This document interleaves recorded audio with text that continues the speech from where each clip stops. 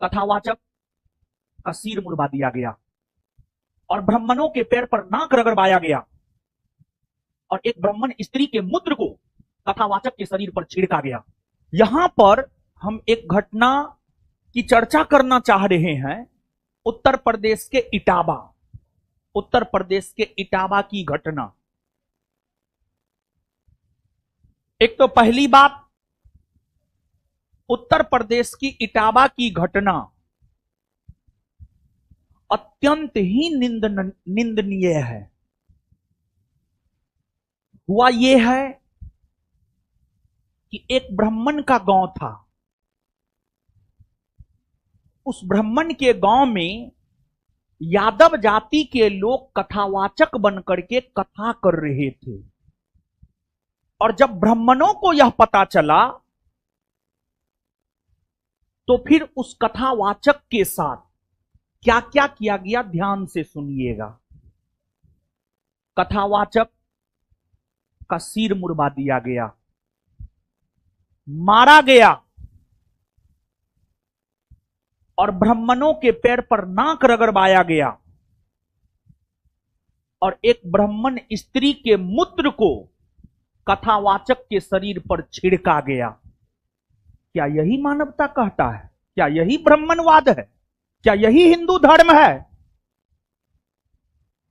कहता है हिंदू राष्ट्र बनाएंगे, हिंदू राष्ट्र बनाएंगे। कैसे आप हिंदू राष्ट्र बना लीजिएगा? बिना SC ST OBC के एकता के आप हिंदू राष्ट्र बना लीजिएगा? हर ब्राह्मण खराब नहीं होता है, लेकिन कुछ रूढ़िवादी ब्राह्मण, ये जो क्रियाकलाप हुआ है रूढ़िवादी ब्राह्मणों के द्वारा हुआ है। ये चाहे OBC के साथ हो, SC ST के साथ हो, किसी के भी साथ हो, ये एकदम गलत है। ठीक है, आपको यादव कथावाचकों से नहीं करवाना था, आप नहीं करवाते। एक कहा जा रहा है कि कथावाचकों ने अपना जाति छुपाया। ठीक है, जाति छुपाया। कहां लिखा हुआ है कि कथावाचन जो है ब्राह्मण ही करेगा? सबसे प्रमाणिक ऋग्वेद है। ऋग्वेद में तो यह बात नहीं लिखा हुआ है कि कथावाचन जो है ब्राह्मण ही करेगा। और अब कहां है लोग? कथावाचक सब कहां है? कथावाचक को तो इस पर सवाल खड़ा करना चाहिए। भगवान कृष्ण जब दोस्ती किए थे किससे? सुदामा से, तो उससे जाति नहीं पूछे थे। भगवान राम जब सबरी का जूठा बेड़ खाए थे तो उनसे जाति नहीं पूछे थे और उसी राम का नारा लगा था, जय श्री राम। और हिंदू एकता कहां है? हिंदू एकता कहां गया? हिंदू एकता कहां गया? कथावाचक बोलना चाहिए कथावाचक को। अभी तो एक के मुंह से आवाज नहीं निकल रहा है। कल के डेट में हमारा मन करेगा कि हम रामायण महाभारत का कथावाचक बने। हमारा मन करेगा कि हम बने, हम रामायण की व्याख्या करें, हम महाभारत की व्याख्या करें। हमको कौन रोक सकता है? नहीं रोक सकता है, नहीं रोकना चाहिए। आपको करवाना है आप करवाइए, आपको नहीं करवाना है आप मत करवाइए। यानी ये जो ब्राह्मणवादी सोच है, आज भी लोग इससे बाहर नहीं निकले हैं। इस ब्राह्मणवादी सोच से बाहर निकलना चाहिए। और हम हमेशा बोलते हैं ये हिंदू, मुसलमान, सिख, ईसाई ये कोई धर्म नहीं है। देखिए ना देखिए ना डॉक्टर भीमराव अंबेडकर को। डॉक्टर भीमराव अंबेडकर यथासंभव प्रयास किए कि हिंदू धर्म में सुधार हो जाए, हिंदू धर्म में सुधार हो जाए, हिंदू धर्म में सुधार हो जाए। लेकिन हिंदू धर्म में सुधार नहीं हुआ। भले BR अंबेडकर साहब जन्म लिए थे हिंदू, लेकिन मरे थे एज ए बौद्ध। क्यों मरे एज ए बौद्ध? अपने जीवन के अंतिम समय में बौद्ध धर्म को क्यों अपनाए? क्योंकि उस धर्म में स्वतंत्रता, समानता, बंधुत्व की बात थी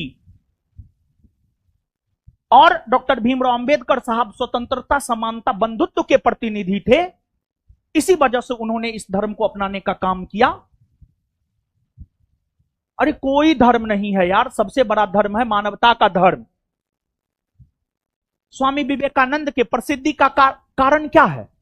मानवतावादी विचारधारा का होना स्वामी विवेकानंद के प्रसिद्धि का सबसे बड़ा कारण यह है।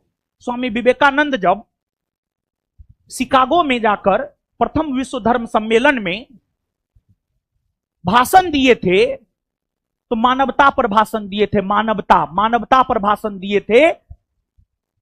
उस वजह से उनका भाषण जो है इतना ज्यादा लोकप्रिय हुआ था।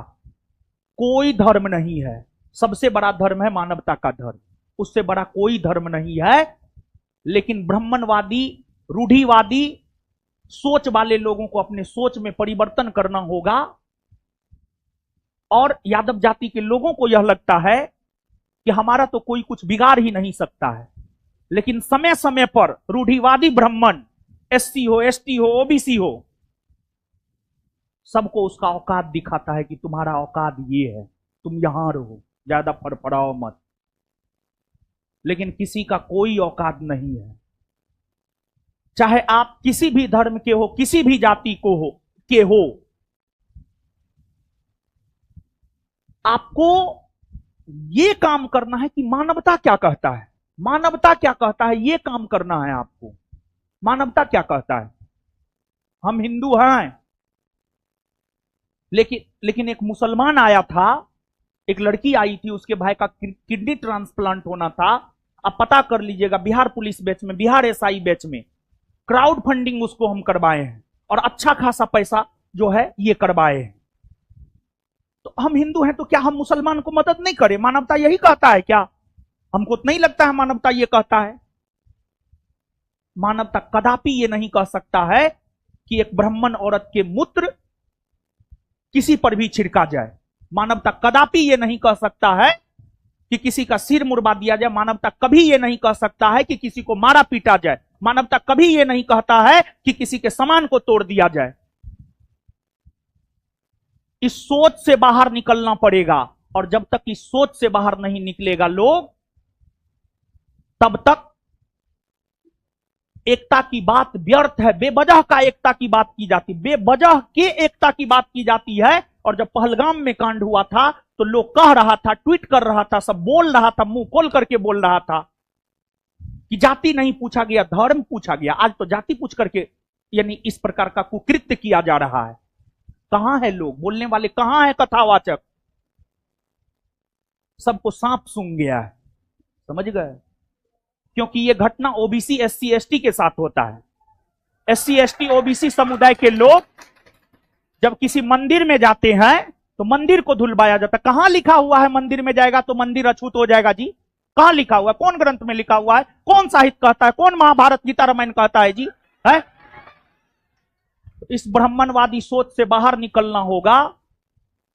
और निकलेगा लोग, निकलेगा कैसे नहीं? एकदम निकलेगा, एकदम निकलेगा। अरे उसके आर्थिक